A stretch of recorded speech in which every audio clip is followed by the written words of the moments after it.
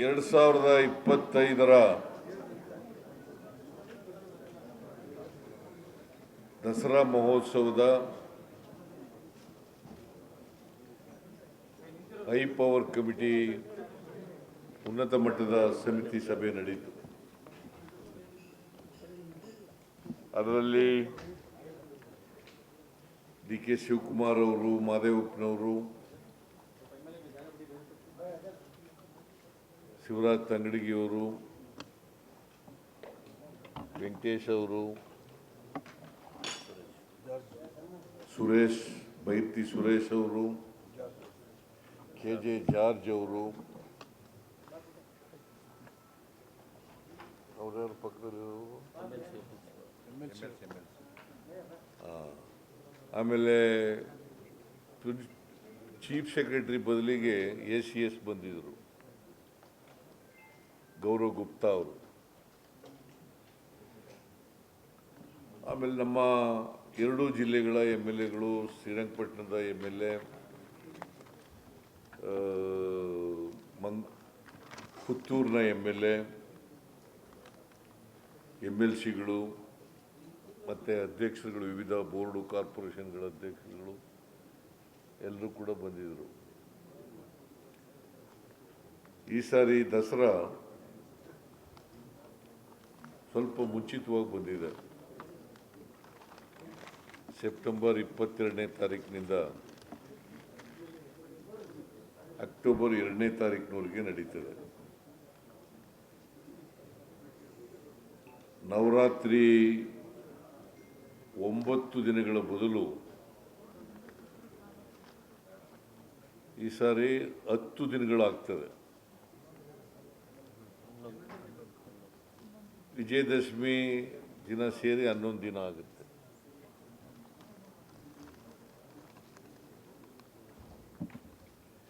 ಅಂದರೆ ನಾರ್ಮಲಿ 10 ದಿನಗಳು ನಡೀತಿತ್ತು.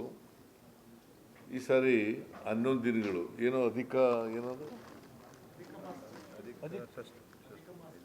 ಎಲ್ಲ ಅಧಿಕ ಪಂಚಮಿ, 2 ದಿನ ಪಂಚಮಿ ಬಂದಿರೋದ್ರಿಂದ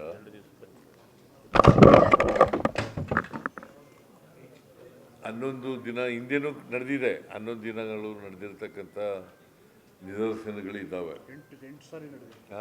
8 ಸಾರಿ 11 ದಿನ ನಡೆದಿದೆ. 8 ಸಾರಿ ನಡೆದಿದೆ.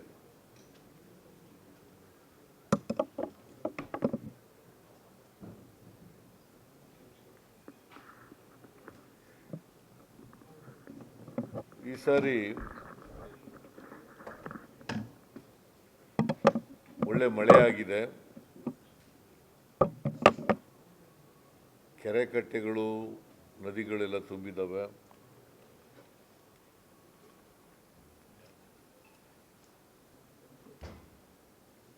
ರೈತರು ಮುಖದಲ್ಲಿ ಸಂತಸ ಇದೆ.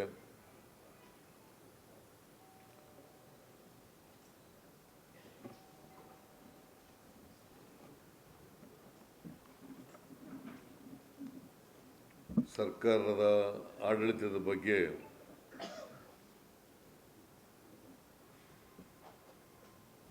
ಅವರಿಗೆ ಎಲ್ರಿಗೂ ಕೂಡ ಖುಷಿ ತಂದಿದೆ. ಅಗ್ರಿಕಲ್ಚರ್ ಆಕ್ಟಿವಿಟೀಸ್ ಎಲ್ಲ ಪ್ರಾರಂಭ ಆಗಿದ್ದಾವೆ.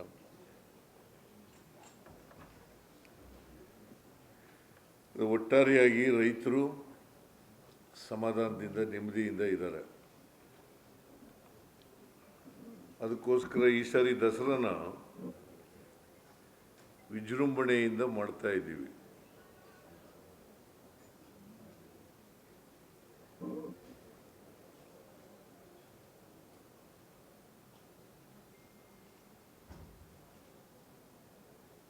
ಮೊದಲಿನಂತೆ ಬಿಕಾಸ್ ಈ ದಸರಾ ಶ್ರೀರಂಗಪಟ್ಟಣದಲ್ಲಿ ಮೊದಲು ರಾಜಧಾನಿಯಾಗಿತ್ತು. ಶ್ರೀರಂಗಪಟ್ಟಣ ಅಲ್ಲಿ ನಡೀತಾ ಇತ್ತು.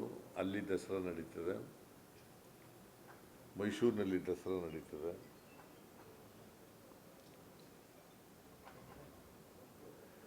ಜನರು ಈ ಸಾರಿ ನಿರೀಕ್ಷೆ ಸುಮಾರು 10 ಲಕ್ಷಕ್ಕೂ ಹೆಚ್ಚು ಜನ ಬರ್ಬೋದು ಅಂತ ನಿರೀಕ್ಷೆ ಇದೆ.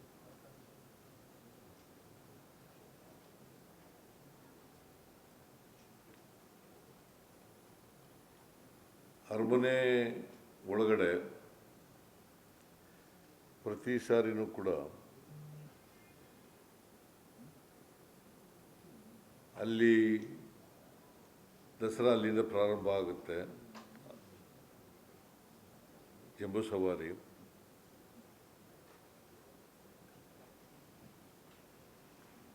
ಅಲ್ಲಿ ನುಗ್ಗಲಾಗದ ರೀತಿ ನೋಡ್ಕೋಬೇಕು ಅಂತೇಳಿ ಪೊಲೀಸ್ನವರಿಗೆ ಕಟ್ಟುನಿಟ್ಟಿನ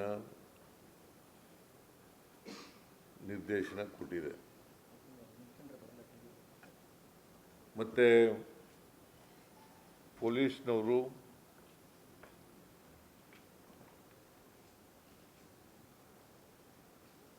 ಜನಸ್ನೇಹಿಗಳಾಗಿ ವರ್ತಿಸಬೇಕು ಅಂತೇಳಿ ಸೂಚನೆ ಕೊಟ್ಟಿದೆ.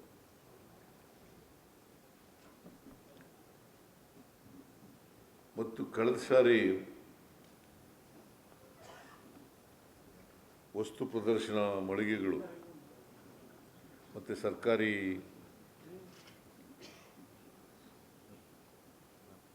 ಮಳಿಗೆಗಳು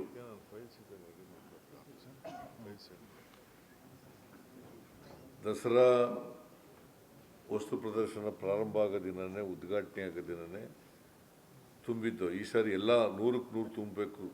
ಹೋದ ಸಾರಿ 90% ಅಷ್ಟು ತುಂಬಿತ್ತು. ಈ ಸಾರಿ 100ಕ್ಕೆ 100 ತುಂಬಬೇಕು ಅಂತೇಳಿ ಸೂಚನೆ ಕೊಟ್ಟಿದ್ದೇನೆ.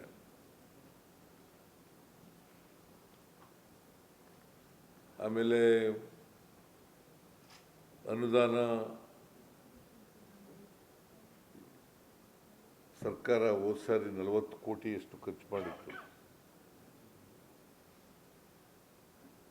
ಯಾವುದೇ ಪೆಂಡಿಂಗ್ ಬಿಲ್ಸ್ ಇಲ್ಲ.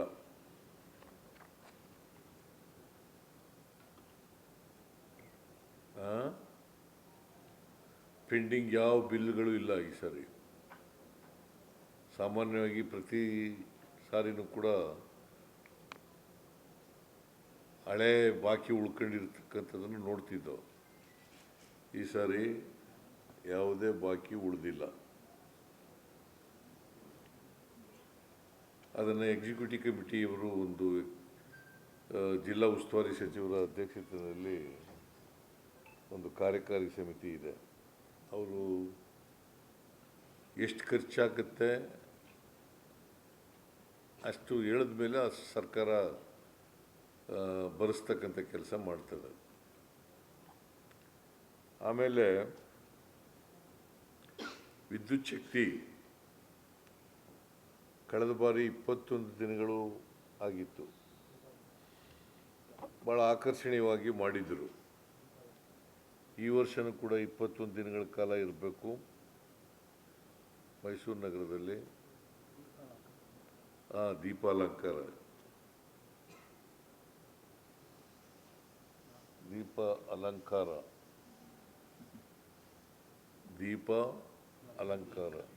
ಅಲಂಕಾರ ಸವರ್ಣ ದೀರ್ಘ ಸಂಧಿ. ಮಂಗಳೂರು ಭಾಷೆ ಹೇಳ್ತಾರೆ. ಮಂಗಳೂರ್ದು ಗ್ಲಾಮರಸ್ ಭಾಷೆ.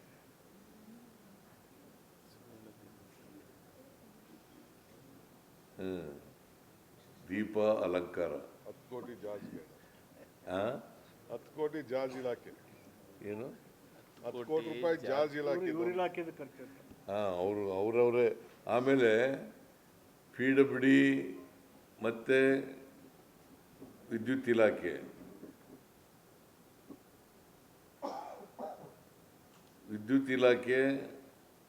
ದೀಪಾಲಂಕಾರ ಮಾಡಲಿಕ್ಕೆ ಖರ್ಚನ್ನು ಅವರೇ ಭರಿಸ್ಕೋಬೇಕು. ಚಾಮರಾಜನಗರದಲ್ಲಿ ಯಾವ ನಡೀತಿತ್ತು ದಸರಾ ಯಾವಲ್ಲೂ ಮಾಡಲ್ಲ. ನಾವು ಅಲ್ಲಿ ದಸರಾನ ಚಾಮರಾಜನಗರದಲ್ಲಿ ಮಾಡಲ್ಲ. ಚೆನ್ನಾಗಿ ಇಟ್ ಈಸ್ ನಾಟ್ ಕರೆಕ್ಟ್. ಮೈಸೂರಿನಲ್ಲಿ ದಸರಾ ಇರೋದು. ಈ ಚಾಮರಾಜನಗರದಲ್ಲಿ ಇದ್ರ ಅರಸರು ಇಲ್ಲ. ನಾನು ಮಾಡಿಸಿಲ್ಲಪ್ಪ. ನಾನಿದ್ದಾಗ ಮಾಡಿರಲಿಲ್ಲ ಅದನ್ನು. 94ರಿಂದ 99 ನಾನು ಡಿಸ್ಟ್ರಿಕ್ಟ್ ಇನ್ಚಾರ್ಜ್ ಮಿನಿಸ್ಟರ್ ಇದ್ದಾಗ ಆಗ ಮಾಡಿರಲಿಲ್ಲ.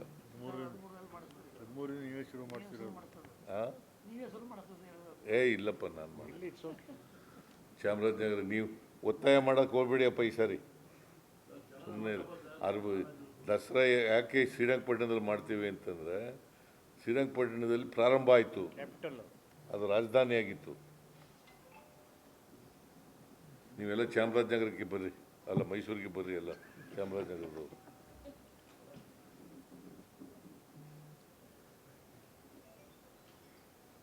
ಹಾಗಾದರೆ ಕೊಡಗಿನವರು ಕೇಳ್ತಾರೆ, ಕೊಡೋಕ್ಕಾಗತ್ತಾ? ಮಂಗಳೂರವರು ಕೇಳ್ತಾರೆ. ಈಗ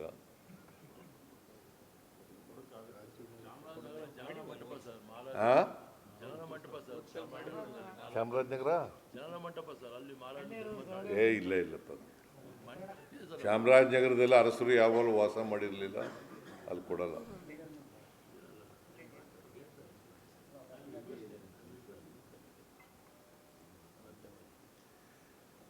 ನೀವು ಮೈಸೂರಿನಲ್ಲಿ ಅಲ್ಲ ಚಾಮರಾಜನಗರದಲ್ಲಿ ಶ್ರೀರಂಗಪಟ್ಟಣದಲ್ಲಿ ದಸರಾ ಮಾಡೋದರಿಂದ ಮೈಸೂರಿಗೆ ದಸರಾಗೆ ಬರೋರು ಮತ್ತು ಅದರ ಮಹತ್ವ ಕಡಿಮೆ ಆಗುತ್ತೆ.